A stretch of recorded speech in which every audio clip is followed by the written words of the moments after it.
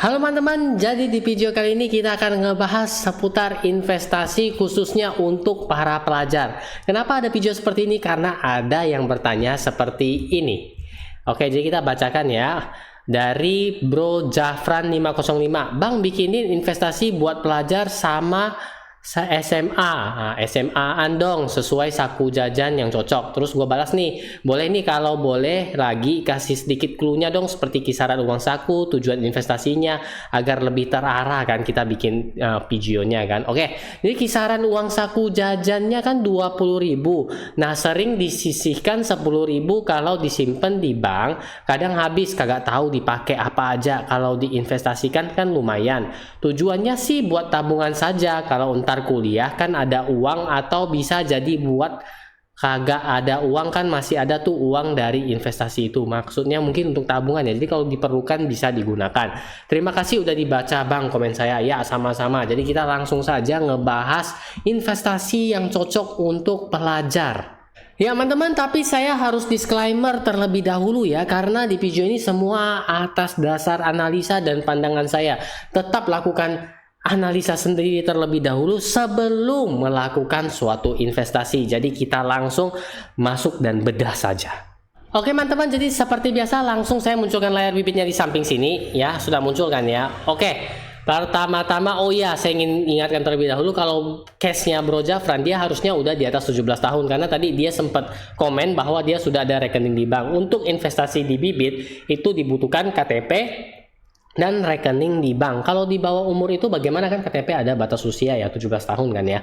Ya mungkin kamu bisa mulai dari pinjam punya identitas orang tua, mungkin diizinkan, diperbolehkan. Kalau enggak ya nggak apa-apa, tunggu aja sampai bisa sambil belajar ya, seperti itu ya teman-teman ya. Lanjut, seperti biasa pasti mau update portofolio saya kan. Oke, kalau untuk obligasi aman ya, plus 4%-an ya, karena saya untuk stabil aja. Ini juga ada FR 0097. Lanjut lagi di reksadana saham BNP Paribas Sri Kahati, ini minus 0,23%. Saya sudah melakukan pembelian lagi DCA ya. Minusnya udah mulai tipis ketimbang Pigio yang kemarin. Sedangkan untuk reksadana Sukor Invest Citra Dana Berimbang yang campuran plus 5,5%, juga ada melakukan penambahan seperti biasa ya, 500-500 kalau saya ya. Lanjut. Nah, kalau dari case-nya Bro Jafran kita bisa nangkap bahwa dia menyisihkan 10.000 ya dari 20.000 uang jajannya. Berarti per minggunya kalau sekolah seminggu itu 5 hari dia ada 50.000 ya. Kalau untuk sebulannya berarti ada berkisar 200.000 per bulan untuk jatah investasi. Tujuannya untuk disimpan sampai kuliah ya. Kalau ada hal yang mau dipakai akan kepake, tapi kalau enggak akan disimpan saja. Berdasarkan analisis inilah saya menyimpulkan atau menarik beberapa reksadana yang mungkin cocok untuk Bro Jafran ya.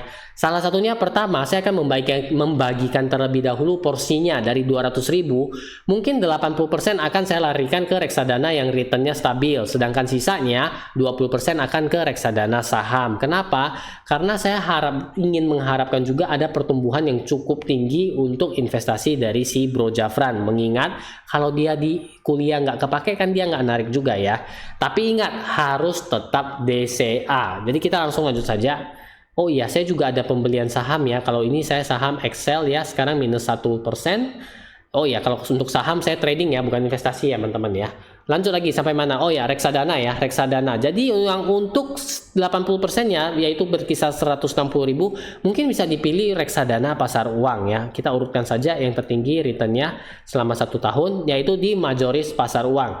Karena pembelian untuk yang stabilnya itu 160.000, jadi pastikan reksadana-reksadananya itu minimum pembeliannya 10.000 ya teman-teman ya.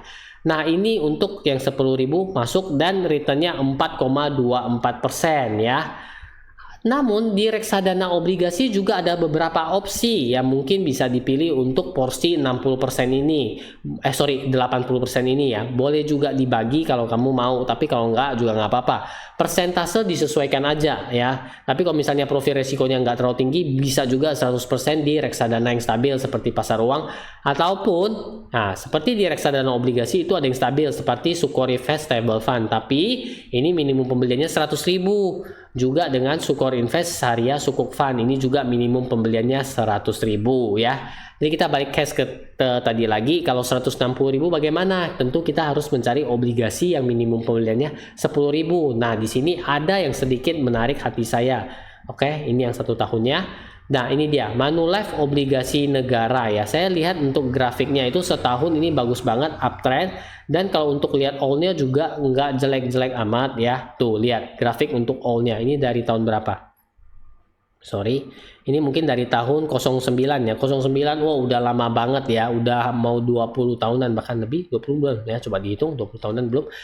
Dan memberikan kita lihat untuk grafiknya naik ke atas bagus banget. Jadi menurut saya untuk porsi yang 80% reksadana stabil ya, bisa dipilih untuk reksadana pasar uang ataupun reksadana obligasi ya, seperti itu.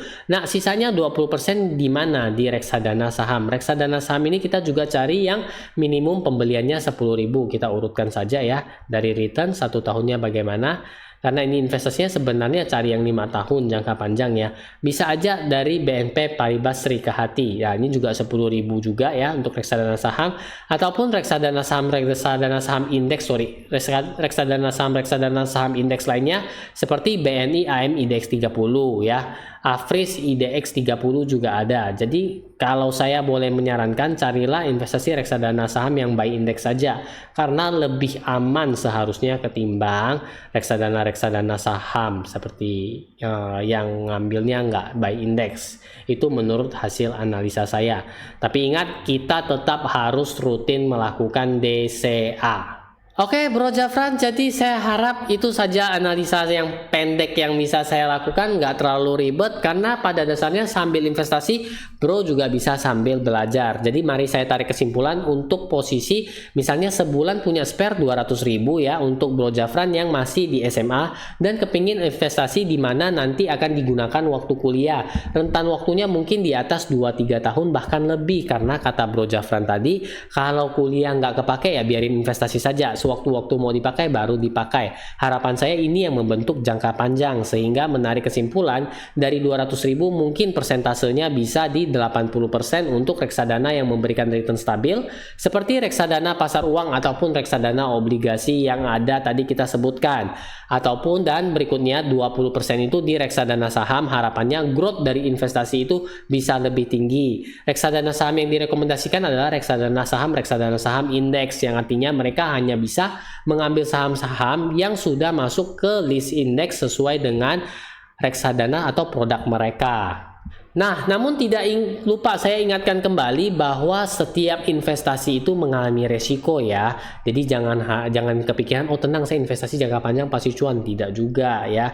Tetap melakukan analisa terlebih dahulu ya sebelum melakukan investasi. Udah dengar nih dari apa yang dikatakan Hyung, analisa lagi sendiri. Cocok gak dengan profil resikonya? Jangan terpaku, oh Hyung suruh 80% stabil, 20% yang agresif. Bisa aja ganti-ganti sendiri, contohnya 90% yang di stabil, 10% yang di agresif, ataupun 50% disesuaikan kembali ke profil resikonya masing-masing. Nah Bro Jafran, saya kira selesai sudah untuk analisa dan pendapat saya untuk investasi pelajar SMA. Bagi teman-teman yang masih punya pertanyaan ataupun request seperti Bro Jafran, silahkan tulis saja di komentar. Kita akan bahas bareng, buka-bukaan bareng. Nah bagi teman-teman yang tertarik untuk investasi reksadana di aplikasi Bibit, jangan lupa install saja di App Store ada, Play Store ada, dan kode referralnya tuh di atas sini biar dapat cashback dulu sama gua 25.000. Oke teman-teman, bagi teman-teman yang ingin nonton episode-episode yang lainnya, mungkin teman-teman cocok untuk nonton yang di sini ya. Dan apabila teman-teman penasaran dengan apa yang akan kita bahas berikutnya bersama, teman-teman ya subscribe saya di sini. Dan nantikan video-video saya berikutnya. Terima kasih.